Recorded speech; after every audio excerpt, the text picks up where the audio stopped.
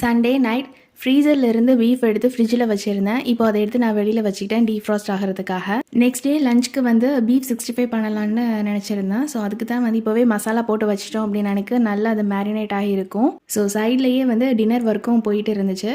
So பீஃபை வந்து நல்லா கழுவிட்டு குட்டி குட்டியாக நான் கட் பண்ணி எடுத்துக்க போகிறேன். பீஃபோட குக்கிங் டைம் வந்து அதிகமாக இருக்கிறதுனால நம்ம குட்டி குட்டியாக கட் பண்ணி போட்டோம் அப்படின்னா சீக்கிரமாகவே வந்து ஃப்ரை ஆகி வந்துடும் அண்ட் மசாலாவுமே வந்து நல்லா பிடிச்சிருக்கும். ஸோ இந்த அளவுக்கு வந்து குட்டி குட்டியாக கட் பண்ணி எடுத்துகிட்டு ஒரு பவுலில் போட்டுட்டு 2 டீஸ்பூன் அளவுக்கு இஞ்சி பூண்டு பேஸ்ட் சேர்த்துருக்கேன். 1 டீஸ்பூன் அளவுக்கு சீரகத்தூள், 2 டீஸ்பூன் அளவுக்கு சில்லி பவுடர் ஆட் பண்ணிக்கிறேன். 1/2 டீஸ்பூன் அளவுக்கு கரம் மசாலா அண்ட் 1/2 டீஸ்பூன் அளவுக்கு மிளகுத்தூள், கொஞ்சமாக உப்பு அண்ட் கொஞ்சமாக வந்து சோயா சாஸ் ஆட் பண்ணிவிட்டு கசூரி மேத்தி ஆட் பண்ணிக்கிறேன். தயிர் வந்து கொஞ்சம் அதிகமாகவே ஆட் பண்ணிக்கலாம். ஸோ அந்த சாஃப்ட்னஸ் நமக்கு கிடைக்கும்.